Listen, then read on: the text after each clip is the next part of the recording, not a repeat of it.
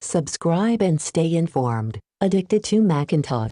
Hi, this is the unboxing of Revasri Golf Rangefinder. This is a cost-effective and excellent rangefinder that provides you external angle switch, golf recommended hitting distance, flagpole lock and vibration functions. Also featured with 1000 yards range, with more or less of a 1 yard accuracy, half a second quick measurement, with built-in Li-ion battery and low battery indicator. To use it, when the pin overlaps with the background, press and hold the measurement button to start scanning. When the flag is recognized, it will lock the measurement data and trigger a vibration to remind. In slope-on mode, side of line distance and golf compensation distance are displayed. This mode is suitable for tournament. When the angle switch is off, the angle value will not be displayed while it still locks the flag and has pulse vibration. In this mode, only line of sight distance, straight line distance, is displayed. As I wanted a cheap rangefinder with pin lock, I tried this one. It arrived within a few days and took it out on the course. Does exactly what it says on the box.